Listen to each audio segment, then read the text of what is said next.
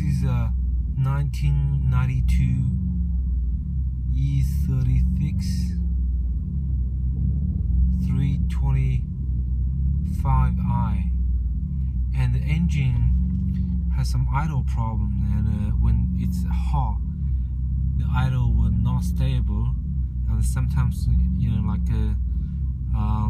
rattles very violently, between 100 and 1,000, and this is when the engine is cooled down a little bit, and I don't know what happened, and anyone can help me to diagnose.